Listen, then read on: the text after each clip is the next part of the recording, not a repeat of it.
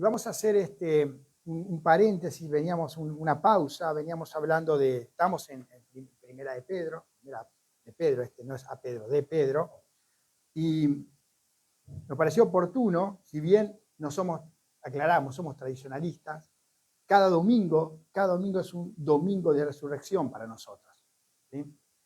Y el Señor no demanda una Semana Santa, sino una vida santa, ¿no? Pero sacando provecho a esta situación de que muchos, tal vez por apaciguar su conciencia, empiezan a pensar de una manera especial, se toman esta semana, sacando esta ventaja, aprovechando también, hacemos una pausa y queremos predicar sobre la cruz esta semana y la semana que viene sobre la resurrección. Específicamente, siempre estamos hablando de la obra de Cristo en la cruz y siempre estamos hablando de la resurrección, pero de manera específica por estos 2 domingos, y después ya retomamos, ¿no? Con la progresión de primera de Pedro. Estamos ahí viendo la herencia eterna del creyente. Si me acompaña hoy en la lectura del Evangelio según Marcos, capítulo 15. Vamos a leer, por favor, del 21. ¿Sí? Vamos ahí hasta el 34, del 21 al 34. ¿Sí? Evangelio según Marcos, capítulo 15, versículos del 21 al 34.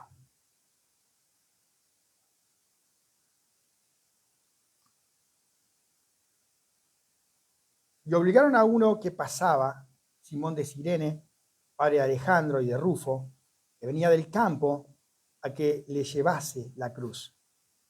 Y le llevaron a un lugar llamado Gólgota, que traducido es lugar de la calavera. Y le dieron a beber vino mezclado con mirra, mas él no lo bebió, no lo tomó. Cuando lo hubieron crucificado, repartieron entre sí sus vestidos, echando suerte sobre ellos para ver qué se llevaría cada uno. Era la hora tercera cuando le crucificaron. Y el título escrito de su causa era El Rey de los Judíos. Crucificaron también con él a 2 ladrones, uno a su derecha y el otro a su izquierda. Y se cumplió la escritura que dice, y fue contado con los inicuos. Los que pasaban le injuriaban, meneando la cabeza y diciendo, va, tú que derribas el templo de Dios y en 3 días lo reedificas, sálvate a ti mismo y desciende de la cruz. De esta manera también los principales sacerdotes, escarneciendo, se decían unos a otros con los escribas, a otros salvó, a sí mismo no puede salvar. El Cristo Rey de Israel descienda ahora de la cruz para que veamos y creamos. También los que estaban crucificados con él le injuriaban. Cuando vino la hora sexta hubo tinieblas sobre la tierra hasta la hora novena. Y a la hora novena Jesús clamó a gran voz diciendo, Eloi, Eloi, lama sabactani, que traducido es, Dios mío, ¿por qué me has desamparado? Cuando hablamos mucho de un tema, o todo el tiempo de un tema, caemos en el peligro, podemos caer, o estamos en el peligro de caer, de que eso es algo que perdemos expectativa. Bueno, estamos hablando siempre, ¿cuántas veces, yo le puedo hacer una pregunta a ustedes lo sabrán, ¿cuántas veces escucharon un mensaje, una predicación sobre la obra de Cristo, la cruz, de toda la vida, desde siempre estamos viendo, siempre estamos escuchando, me vi la película de la Pasión, diría otro, ¿no? Pero empezamos a verlo como algo familiar, como algo común. Tal vez asumimos que sabemos todo sobre el tema, que es para principiantes, que es algo que no hay que predicar, hay que predicarlo poco, eso es para otro, no es para mí. Y a un pastor le pasó lo mismo, tuvo ese miedo, uno que ya no está, tenía de que su congregación caiga en ese error. El príncipe de los predicadores, el llamado el príncipe de los predicadores, ¿sí? Spurgeon, con 53 años, 26 años predicando en la misma congregación que él amaba tanto. Un día se paró ahí enfrente, uno de los domingos, antes de esas 6.000 personas que estaban ahí en Londres, y les dijo lo siguiente, y se los voy a citar. Lo que les dijo a ellos, le dijo, queridos amigos, voy a predicarles una vez más sobre la piedra angular del Evangelio. Me pregunto, ¿cuántas veces lo habré hecho con esta? La doctrina del Cristo crucificado está siempre conmigo. Así como el soldado romano en Pompeya se sostuvo firme en su puesto, aun cuando la ciudad estaba siendo destruida, así me sostengo fiel a la verdad de la expiación, aun cuando la iglesia está siendo enterrada bajo la lluvia del lodo hirviente de la herejía moderna. Todo lo demás puede esperar. Pero esta verdad en particular debe ser proclamada como sonido de trueno, que otros prediquen como quiera, pero este púlpito siempre resonará con la sustitución de Cristo. Y ahí cita Gálatas 6:14, lejos esté de mí de gloriarme sino en la cruz de nuestro Señor Jesucristo. Y sabemos bíblicamente que es el deseo de Dios, es el deseo de nuestro Señor y Salvador, que siempre mantengamos presente su sacrificio con gran reverencia, ¿no? De una manera que sea la memoria principal en nosotros, porque nunca podemos pensar demasiado en su muerte. Nunca es mucho, nunca es suficiente, nunca es demasiado. No estás predicando demasiado de la cruz, nunca es demasiado.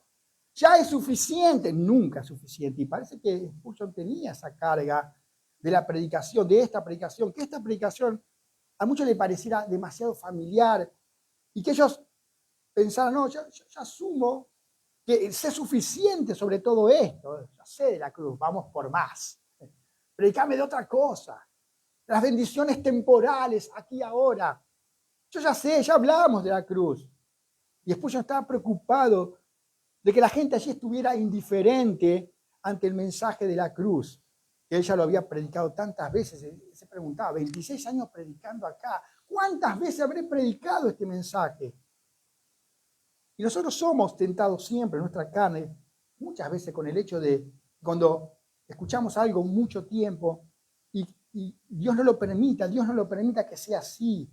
Este mensaje de la cruz no sea algo que yo diga, sé lo suficiente, ya está. El Señor no lo permita. Y si esto está pasando, nos está pasando a nosotros, sería bueno dejarnos llevar por el consejo de este pastor, el pastor Spurgeon, que está en la presencia del Señor, que ya partió en 1892. Él nos exhortaría con estas palabras, y cito, no podemos pensar lo suficientemente en esa muerte. No podemos, sea en esta vida o en la venidera. Nunca es mucho, nunca es demasiado, porque de acuerdo a las Escrituras su muerte, su sepultura y su resurrección es de importancia primaria. Esta es la historia central de la Biblia que uno sostiene, de la Biblia que uno ha leído y conoce. Las Escrituras Sagradas son redundantes con este tema, como ningún otro tema. No podemos pensar lo suficiente en su muerte en esta vida, y si eres creyente no dejarás de pensar, de creer en esa muerte y de pensar en esa muerte en la vida venidera. Y cuando uno lee Apocalipsis, ve que las alabanzas de los salvos, aún de los ángeles, justamente es en relación, tiene que ver justamente con esta predicación de la cruz. Fíjense, les cito Apocalipsis 4 y 5, en el 5:9 dice, y cantaban un cántico nuevo diciendo, digno eres de tomar el rollo y de abrir sus sellos, porque tú fuiste inmolado. ¿Sí? Estamos ahí en Marcos 15, hicimos una pausa hoy para hablar del clamor de la cruz y diciendo justamente que a veces se nos hace demasiado familiar este tema, que uno podría pensar, ya sé suficiente, no me hablen de esto, ya lo sé demasiado. Y aún en el cielo, en la eternidad, vamos a estar alabando. Después dice que los ángeles, millares y millares de ángeles también cantaban y daban gloria al Señor, al Cordero que fue inmolado, haciendo referencia a la cruz del Señor. Y hoy en esta reunión queremos volver a hablar de la piedra angular del Evangelio, donde se apoya la salvación. Volvemos a hablar en esta reunión esta mañana porque nunca es suficiente, porque nunca es demasiado. Nadie puede decir, yo ya sé todo sobre esta muerte, lo sé todo. Ya entiendo todo sobre esta muerte al punto de no querer escuchar más, como si fuera una doctrina para principiantes en la fe. Todo lo demás puede esperar. Todo es secundario ante esta verdad. Cualquier problema que tengo secundario. Viniste con problemas. Lo mejor que te puede pasar es escuchar sobre la cruz. Lo mejor que te puede pasar. Y a través del Evangelio acá de Marcos, él nos va llevando como de la mano a la cruz. Y nos explica que los tormentos más profundos de la cruz no tienen que ver con clavos, con espinas, con lanza, con látigos. A veces nos centramos nosotros en eso. Ahora, cuando uno lee, estuvimos leyendo toda esta sección del 21 al 34, y no, si lo lee con detalle, vaya la redundancia, se va a dar cuenta que no se anticipa de detalles. Pero si esto es tan importante para nosotros, Señor, tendrías que haber dado más detalles del proceso de crucifixión. ¿De cuánto eran los clavos? ¿De cuánto eran las espinas?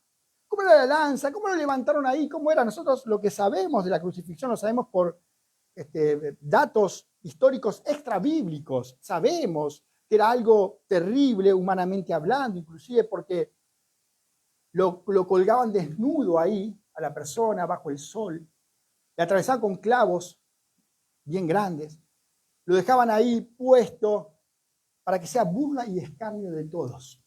Mientras la persona sufría, se burlaban del crucificado, se burlaban. Le ponían un taco abajo, una plataforma y le clavaban los pies, porque sabemos que la muerte no era por los clavos, la muerte era por asfixia. Entonces, la persona en su inclinación se moría de asfixia. Ahora, si lo dejaban colgar de una, moría rápido. O eran tan buenos que le ponían una plataforma en los pies. No, era justamente todo lo contrario, para que sufra más, para que no muera rápido. Para algunos están días colgados en la cruz. Y todo eso lo sabemos por datos históricos, pero no porque está acá en el Evangelio. Y uno se pregunta, de hecho es tan simple en el versículo 24, si me acompañan de nuevo, cuando lo hubieron crucificado, repartieron entre sí sus vestidos, echando suerte sobre ellos para ver qué se llevaría cada uno. Cuando lo hubieron crucificado, de hecho el texto griego es más simple todavía. El griego textual dice, y lo crucificaron. Ya está. Pero no hay más. No anticipa una descripción detallada del proceso de crucifixión. Entonces nos preguntamos, ¿por qué la brevedad? ¿Por qué la brevedad? Alguien podría decir, bueno, la razón de la brevedad es porque este evangelio, cuando se escribió, la gente, los receptores primarios, los que leyeron primariamente al principio el evangelio, ellos ya conocían algo común para ellos, la crucifixión. Ellos ya estaban familiarizados con el proceso de crucifixión. No era algo raro, era común. Seguramente pasaban por los caminos y veían gente crucificada.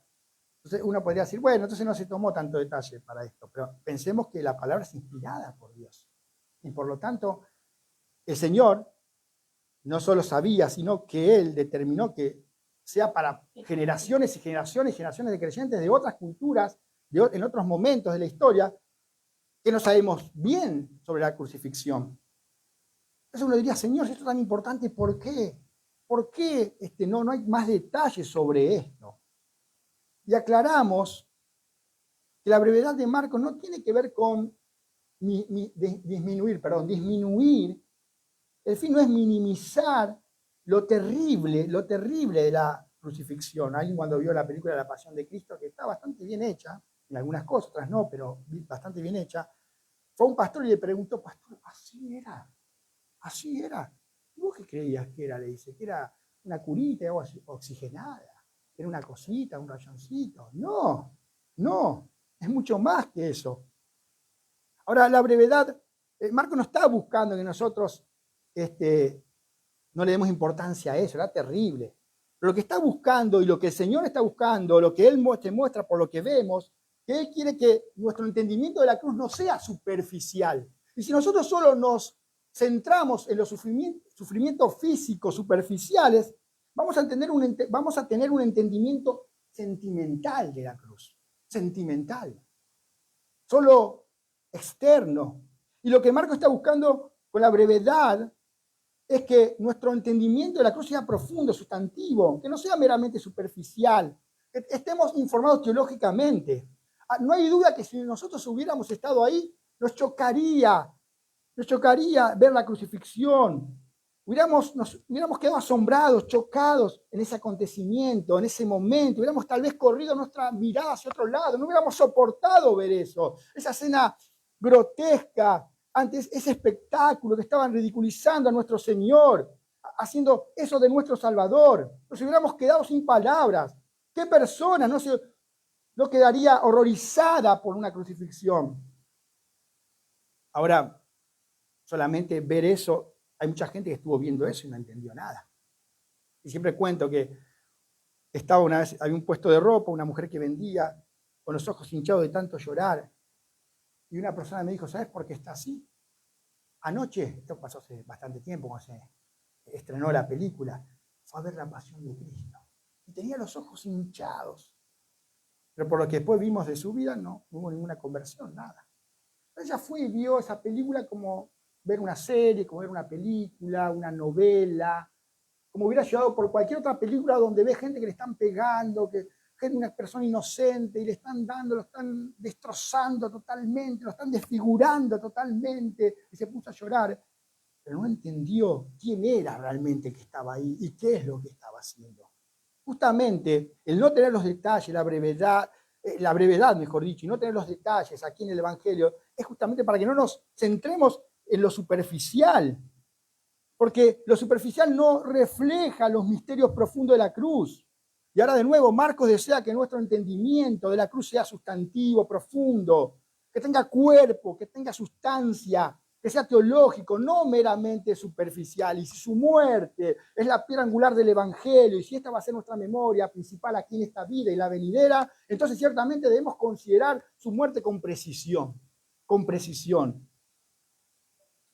Y por todo lo que estamos diciendo, tenemos que dejar que Marcos nos lleva, porque él nos lleva como de la mano, de la mano, de la mano, donde observamos al Salvador en su último aliento. Él va describiendo, no con mucho detalle, pero nos lleva a un punto, a un lugar, y tenemos que entender correctamente su muerte.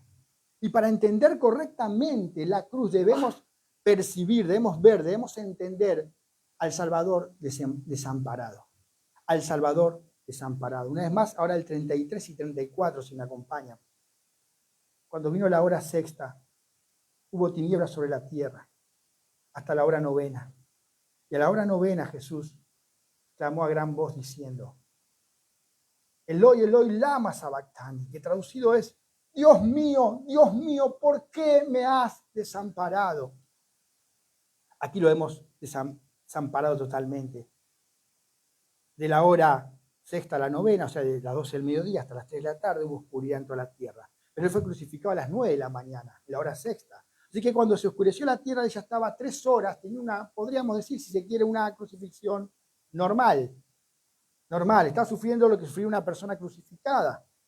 Ahí, él estaba fijado a los clavos, estaba haciendo fuerza para respirar, para sostenerse, la gente se estaba burlando de él, estaba siendo ridiculizado públicamente, pero Marcos nos informa que a las 12 del mediodía hay un evento inesperado, repentino, que nadie lo esperaba, tinieblas cubren toda la tierra por 3 horas. Acá esto no es un fenómeno natural, esto no es un eclipse, está comprobado científicamente que no puede haber un eclipse de esas dimensiones, no existe, no puede haber, esto no es un fenómeno natural, esto más bien parece ser una confirmación atmosférica de que el Salvador está recibiendo juicio divino por nuestros pecados. Y no tenemos detalles específicos, de lo que sucedió dentro de esas 3 horas. El autor inspirado no nos comenta qué pasa dentro de esas 3 horas, qué hace la gente, qué está haciendo el Salvador, qué está pasando y qué está haciendo nuestro Señor. Pero sí nos informa cómo termina ese periodo de 3 horas. Sí nos cuenta cómo termina, con un grito único, de voz en cuello como nadie jamás puede gritar. Acá hay un sufrimiento indescriptible, que no tiene que ver de nuevo con lanzas, con clavos, que no tiene que ver con látigos, con espinas, que no tiene que ver con nada de eso. Dios mío, ¿por qué me has desamparado? Ese grito nos informa que hay algo mucho más profundo que un sufrimiento físico se ha dado.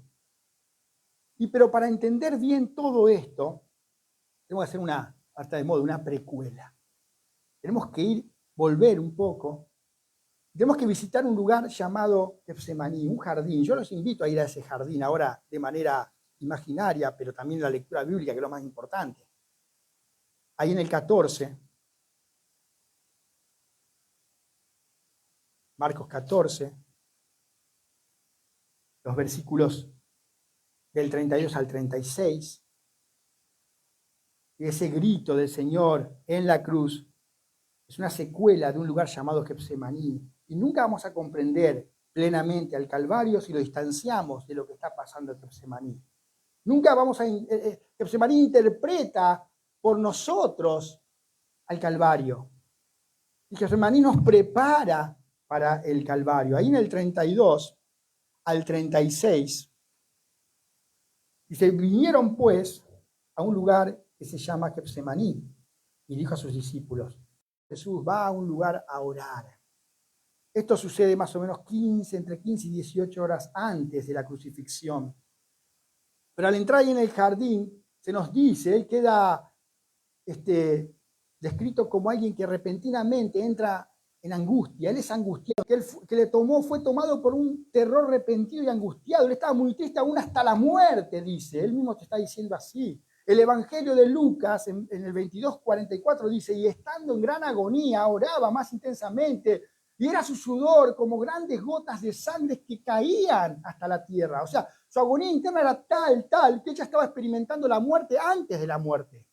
La muerte antes de la muerte. ¿Por qué está pasando esto? ¿Qué es lo que está sucediendo? ¿Por qué de repente esa angustia? Porque antes de esto no tenemos ningún indicio, ninguna señal de entristecimiento y de angustia en el alma de Cristo. No hay indicador. Él está compartiendo la cena con los discípulos. De hecho, se nos dice, se nos informa, ahí el 14:26, que terminan cantando un himno. Están contentos, salen de ahí. Pero al entrar en este jardín, de repente viene sobre él, es tomado por un terror repentino. Él está muy triste, muy angustiado. Él está experimentando la muerte antes de la muerte. ¿Por qué esta angustia? ¿Por qué esta tristeza? ¿Por qué esta pena repentina le sobreviene? ¿Por qué? Y es evidente por el texto que nos revela, que nos ilumina esto. Es la copa. Es la copa. En Getsemaní él contempla el vaso, la copa. ¿Él qué ora? Aparta de mí esta copa. El problema es la copa, es evidente que es la copa y el contenido de la copa lo que está dominando el alma de nuestro Señor. Él está centrado en la copa de tal manera que él ora, pasa de mí esta copa. Entonces tenemos que preguntarnos ahora, ¿qué es la copa? ¿Qué significa la copa? Si pensamos en Isaías, ahora nos vamos a ir en toda la profecía de cómo el Señor sufre, nos damos cuenta. Isaías nos informa en realidad que esta copa es una referencia de la ira de Dios. Isaías 53 dice, por eso hizo el Señor quebrantarlo, sometiéndole a padecimientos, cuando Él se entregue a sí mismo como ofrenda de expiación. La ira de Dios sobre Él. Él tiene que cargar con todos los pecados. Es la copa de la ira de Dios. Mientras Salvador mira esta copa, él ve la horrorosa realidad de tener que cargar con nuestros pecados y ser el objeto de la ira justa de su Padre, que sería abandonado en el proceso, abandonado. Así que en Getsemaní el Señor comienza a degustar por adelantado, a probar por adelantado lo que quiere decir cargar con el pecado, lo que quiere decir absorber la ira. Esta realidad pendiente todavía en Getsemaní es tan terrible que cae al suelo y comienza a orar. Padre, si hay una alternativa para esto. William Ley, un comentarista, dice lo siguiente sobre esto de aparta de mí esta copa. Esta pena, cito, ¿no? Y esta ansiedad de dónde sale la oración para que pase esta copa, no es una expresión de temor ante un destino oscuro, ni un achicarse ante la posibilidad del sufrimiento físico de la muerte, sino es el horror de uno que vivió de manera santa para el Padre y que ahora está la posibilidad de ser alejado de un Dios que se encierra en el juicio del pecado que Jesús ahora está asumiendo. Este horror en Getsemaní es lo que precede justamente al grito de la cruz. Yo no puedo pasar esto y no tengo temor. Lo que sí me aterra es separarme de vos. Y no está pecando al hacerlo. No está pecando para nada, pero Cristo pudo tener una voluntad distinta a la del Padre, que le dijo, pasa de mí esta copa, pero que sea tu voluntad. Para desear la presencia del Padre jamás es pecado. Él no pecó nunca, nunca en su carne. No pecó.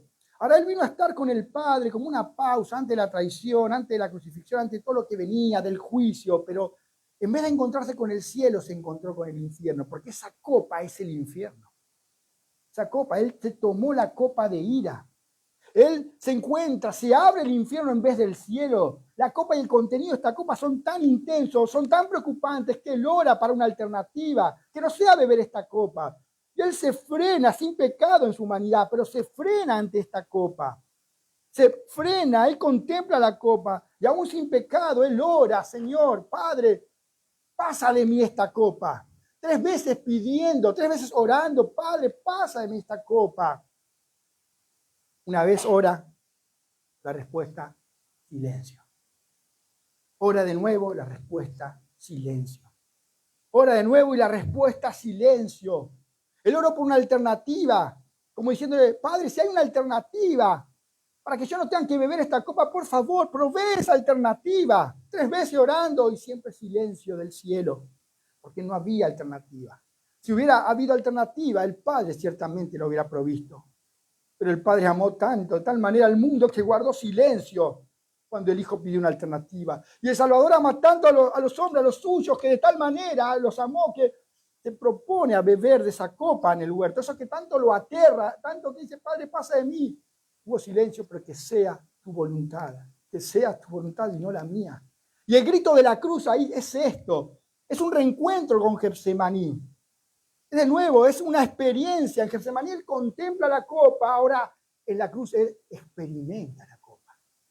Él carga, ahora sí, la copa, él se toma la copa de la ira justa del Padre. Mientras las tinieblas cubren toda la tierra, él es hecho pecado con nuestros pecados. No son pecados abstractos que están dando vueltas por ahí, son tus pecados, son mis pecados.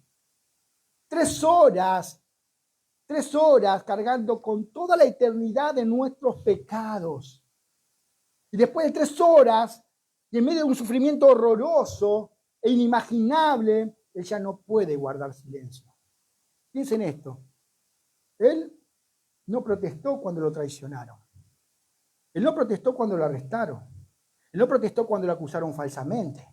Él no protestó cuando lo condenaron injustamente y lo golpearon injustamente y lo escupieron injustamente. Él no protestó cuando le pusieron una corona de espinas y le dieron de latigazos.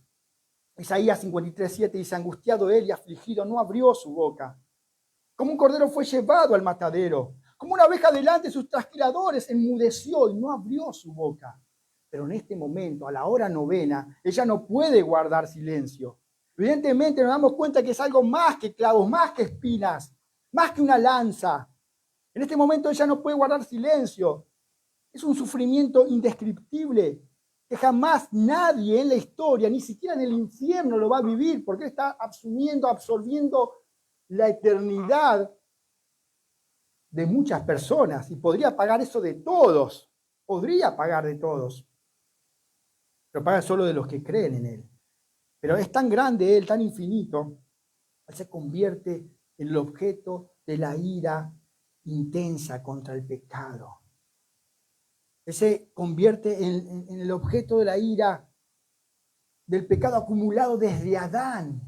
Y en medio de este horror y de tinieblas él clama a gran voz, Padre mío, o Dios mío, mejor dicho. Ahí no le dice Padre, como dijo la semana pasada, volvamos por favor al 15. Más bien acá dice, Dios mío, ¿por qué me has desamparado? De nuevo este grito revela un sufrimiento incomprensible. Jamás, nadie puede decir el Señor no vivió lo que yo viví, nadie puede decir no sabe lo que yo pasé. No, yo digo, no sé lo que pudo haber sufrido el Señor ahí, no puedo entender la ira del Padre. No fue lanza, no fueron clavos. El dolor estaba concentrado en ser el objeto de la ira no mitigada, no amortiguada, no suavizada, no disminuida de Dios y abandonado en el proceso. Sin romper la unidad con Dios Trino, él había sido rompe. Un comentarista dice sobre todos los derechos y privilegios de un Dios, de un hijo, que él había disfrutado desde la eternidad. Todos esos privilegios fue cortado, él fue cortado esos privilegios que había disfrutado desde la eternidad, de manera ininterrumpida. Y ahora él está colgado entre el cielo y la tierra, sin hogar, en ninguno de los dos lugares. La sonrisa de su padre se oculta, el favor de su padre se había ocultado de él. Lleno él con la carga de pecados de otros, de nuestros pecados. El que no había sido conocido, que no había conocido pecado, ahora se hunde en los niveles más profundos del invierno, mientras las olas y las corrientes del juicio de Dios vienen sobre él. Y Dios, el Padre es tan limpio de ojos que no puede ver el mal, no puede ver el pecado. Él tiene que condenar el pecado, Él tiene que castigar el pecado. ¿Cuántas personas buenas le pasan cosas malas? Eso fue una sola vez y fue por nuestra culpa. Eso fue una sola vez y fue por nuestra culpa. Y lo hizo solo, y lo hizo abandonado del Padre. Este fue el aspecto más agonizante de la cruz, más agonizante del Calvario. Nos entraba la ira de un Dios infinito, no una ira pecaminosa como la nuestra, de un Dios infinito. Solo Dios, Dios Hijo, podía hacerlo. Absorber toda. Por eso tenía que ser Dios también, toda la ira del Padre. Él experimentó la ira que vos y yo merecíamos para que experimentáramos la gracia que no merecíamos. Él fue abandonado para que pudiéramos ser perdonados. Él experimentó torturas infernales para que nosotros disfrutáramos las delicias celestiales. Él clamó, Dios mío, ¿por qué me has desamparado? Para que nosotros cantáramos por la eternidad. Nada me separará del amor de Cristo. El amor de Dios que es en Cristo Jesús. Él fue abandonado por el Padre para que nosotros jamás fuéramos abandonados por el Padre. Él fue abandonado por el Padre para que fuéramos perdonados por todos nuestros pecados. Él fue abandonado por el Padre para que viviéramos sin temor a un juicio futuro, para que fuésemos libres del temor de la ira venidera. Él fue abandonado por el Padre para que escuchemos pronunciar sobre nosotros en aquel día: no hay condenación para los que están en Cristo Jesús. Porque esa condenación que vos y yo merecíamos, satisfecha, absuelta por aquel que se transformó en pecado y soportó la ira. Oraba Martín Lutero, oraba a Cristo y le decía: yo soy tu pecado y tu maldición, soy tu muerte, tu ira de Dios, soy tu infierno.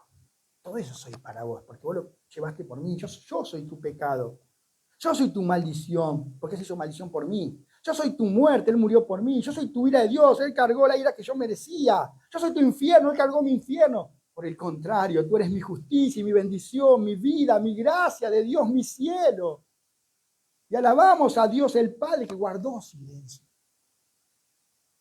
cuando el Hijo pidió una alternativa, porque no había alternativa. Era eso, con nuestra condenación eterna. Él aplastó a su Hijo por personas pecadoras como vos, como yo. Y esto ciertamente es una gracia asombrosa totalmente. Jamás nos podemos dejar de asombrar en esta vida y la venidera. Y alabamos al Hijo también, que se dispuso a beber la copa. Él quedó condenado a padecer la ira por nosotros. Y vimos su misericordia y su gracia que fue demostrada en ese sacrificio, que demostró el Hijo de Dios, Dios encarnado, la segunda persona de la Trinidad. Es algo que inspira cánticos y cánticos, que inspiró cánticos y cánticos. Cantamos nosotros. Hoy no, pero también cantamos la cruz siempre. Pero ¿cuántas veces cantamos? Gracias Cristo, tu sangre borró mi maldad. Fue satisfecha la ira de Dios. Y nos emocionamos por esta gran verdad. Lo hermoso que es y cómo nosotros podemos responder ante este entendimiento, el entendimiento de ese grito. ¿Cuál es la respuesta de uno que tiene algún entendimiento de este grito? A uno lo deja humillado, lo deja asombrado, agradecido, con un gozo inexplicable, dándole gloria a Dios. Mejores noticias no pueden haber, no pueden existir, no existen mejores noticias. La ira justa del Padre sobre nuestro pecado ha sido completamente, enteramente satisfecha. Solamente, y no va a pasar ahora, nadie va a venir aquí y lo va a llevar al infierno a usted en un sueño. Pero a veces pienso yo solamente, a veces necesitamos eso, que estemos un minuto en el infierno y no, igual, si no somos regenerados no pasa nada igual. Y ver los terrores del juicio divino de Dios, justo y santo. Y ver nuestro pecado y nuestra maldad. Y después ir a la cruz y ver que Él se tragó todo el infierno. Y después ir al cielo y estar en el cielo y ver por qué yo voy allá y no allá. Por la obra de Cristo. Por la obra de Cristo. Es algo hermoso. Es una gracia asombrosa, como dice la canción Sublime Gracia. Que un infeliz pecador salvó. Estuve perdido. Eso quiere decir, fui objeto de la ira de Dios. Justificada. Iba a ser objeto de la eternidad. Pero ahora he sido encontrado por Él. Estuve ciego, más ahora veo. Y podemos agregar. Y ahora oigo el grito. Y comienzo a entender que fue por mí, fue por pecadores como yo, que Él gritó ahí. Dios mío, ¿por qué me has desamparado? Y siempre decimos que cuando Satanás, que no sé cómo, no lo podemos explicar bien, pero él va al cielo. No sé Satanás va al cielo, pero lo vemos en la Biblia y él va allá, está día y noche, dice en Apocalipsis, también lo vemos en el libro de Job, acusando y acusando y acusando. Y Cristo es nuestro abogado. ¿Y Cristo cómo nos defiende?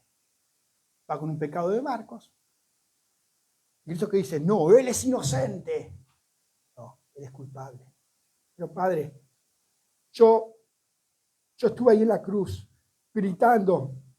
Yo grité, yo fui separado de vos. Dios mío, ¿por qué me has desamparado para que él ahora sea absuelto de todo? De todos sus pecados. Así que no hay condenación para los que están en Cristo Jesús por la obra de Cristo, por la obra de Cristo. Es una gracia asombrosa. Es importante entender este grito, es importante saber de qué se trata y que no son cosas superficiales de la cruz en lo que tenemos que detenernos, que lo tenemos que predicar y enseñar. Ahora, después de tomar su último aliento, leemos una serie de acontecimientos que es importante que lo podamos, ya para ir finalizando. En el versículo 38 y 39, por favor, si me acompaña. 38 y 39. Después que el Señor exclamó, que expiró, el 38 dice, entonces el velo del templo se rajó en dos, de arriba abajo. El centurión que estaba frente a él, viendo que después de clamar había expirado así, dijo, verdaderamente este hombre era el Hijo de Dios. Era el Hijo de Dios. Recuerden que la crucifixión, que todo el pasaje comienza con soldados golpeando a Cristo, a nuestro Señor. Y la historia termina ahora con un centurión, un soldado romano de jerarquía, responsable de supervisar esa crucifixión, reconociendo a Cristo como el Hijo de Dios.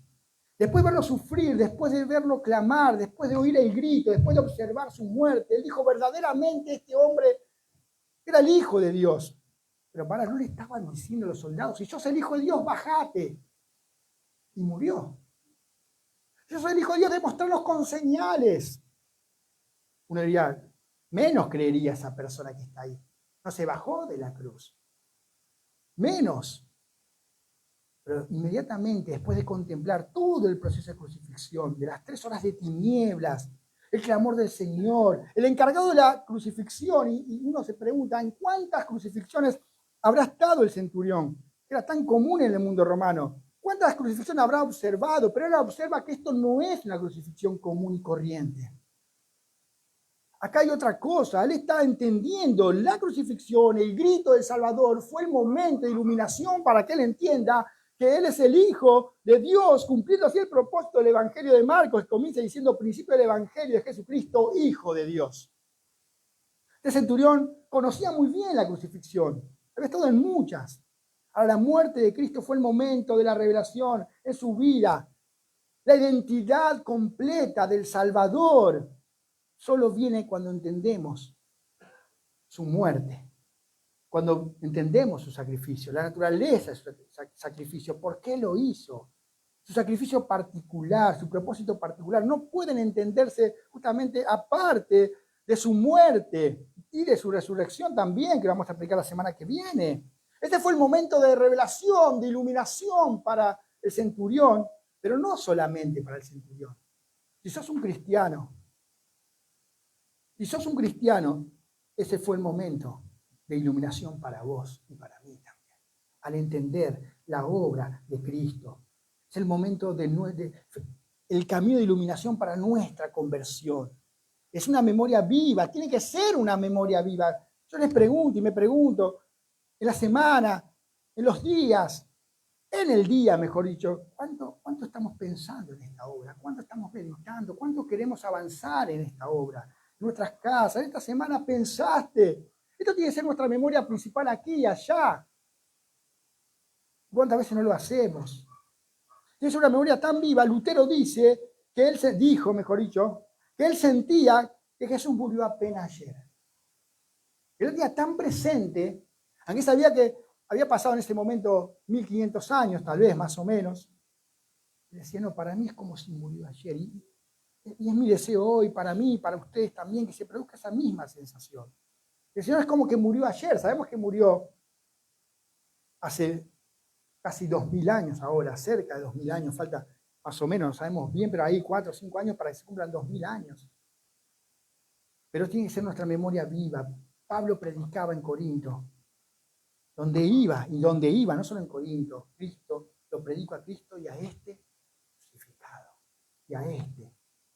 Y cuando uno escucha la gracia asombrosa de Dios, comienza a entender el grito de la cruz, el sacrificio de Cristo, y uno es cambiado, uno es tornado de sus pecados a la vida de Dios, comienza a confiar en el Salvador, comienza a confiar en el Señor, en su perdón, en el perdón de nuestros pecados. Y eso es el Evangelio, entender esta verdad, que soy pecador, que Cristo murió por mis pecados, que murió por todo aquel que en Él cree.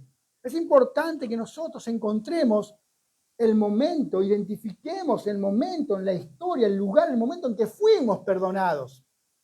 Ahí es donde, si bien la gracia del Señor se derramó antes de la fundación del mundo, hizo efectiva en tiempo y espacio en ese momento. En ese momento. Cuando Él expiró, dijo, cancelado es. Consumado es, que el griego es cancelado es. Esa palabra que sabemos que utilizaba en una cuenta, cuando una persona tenía en un pagaré, cuando una persona debía algo y pagaba, le ponían abajo cancelado es. Esa misma palabra que el Señor, que se traduce como consumado es la que Él dice en la cruz, antes de expirar, antes de entregar su espíritu al Padre. Él dice, ya está, lo hice todo, ya está, no hay que pagar nada.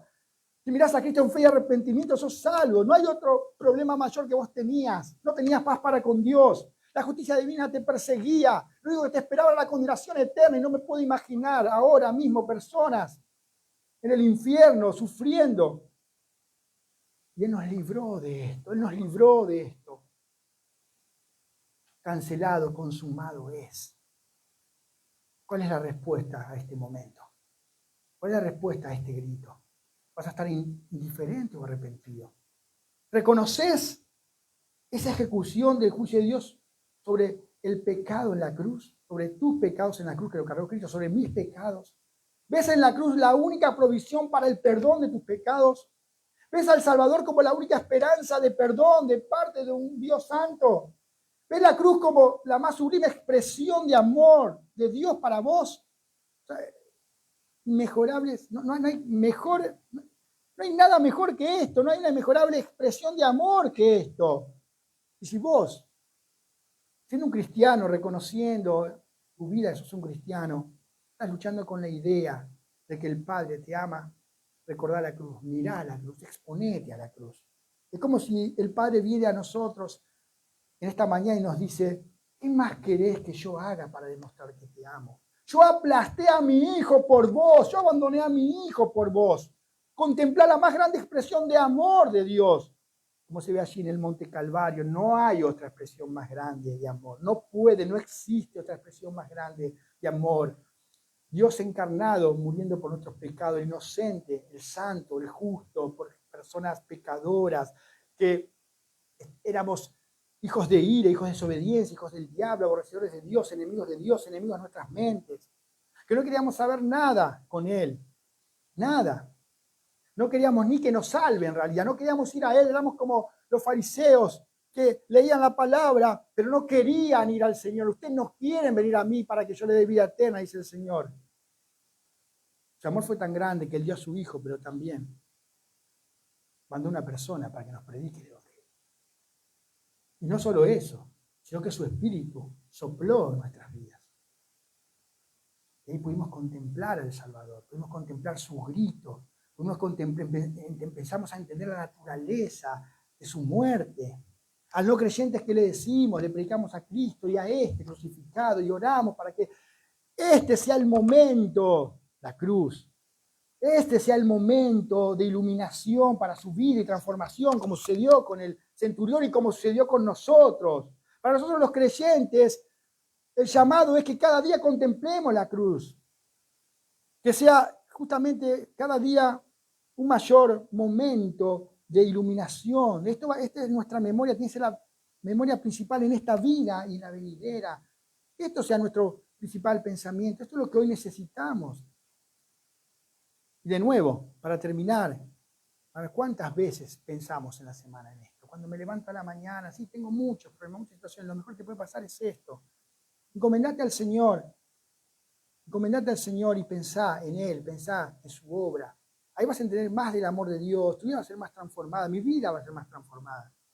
Digo porque si realmente te estás examinando, si nos estamos examinando, es bueno que en este momento se pueda decir, Señor, perdóname, porque no estoy pensando, no quiero decir lo suficientemente, porque nunca es suficiente, pero estoy avanzando en estas realidades. Señor, que como decíamos al principio, que nunca sea familiar este pensamiento, demasiado familiar en el sentido de que ya lo sé, que asumo que ya lo sé todo, que cuando alguien me dice, vamos a hablar del Evangelio, vamos a hablar de la cruz de Cristo, yo diga, no me sienta motivado, no me sienta con expectativa, no quiera, si hablo la Biblia, no haga bibliomancia, que a veces pasa, no hable por la Biblia, pero usted tiene, tal vez ya está teniendo un plan de lectura y pasa por la crucifixión y dice, bueno, esta me la paso pues ya la sé.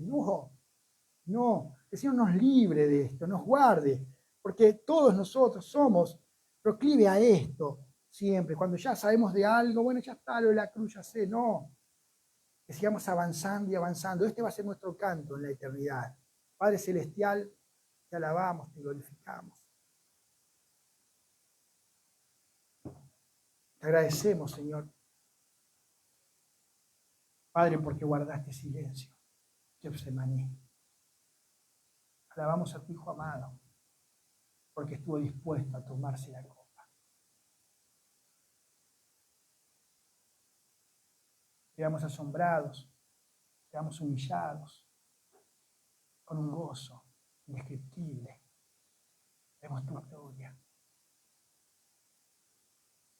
Gracias, Señor, porque fue tu Espíritu Santo que nos mostró. Es imposible para nosotros creer en alguien que fue crucificado. Por eso la palabra de la cruz es locura para los que se pierden. Pero vino tu Espíritu y sopló vida. Por vos, Padre, estamos nosotros en Cristo Jesús, que es para nosotros sabiduría, justificación.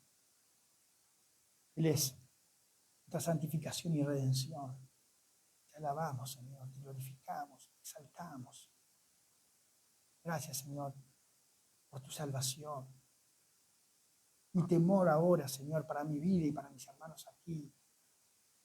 Que al salir de aquí, esto quede en segundo plano.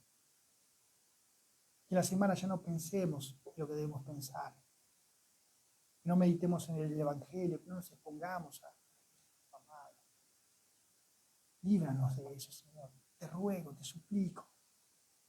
Para tu gloria, para tu honra, Señor.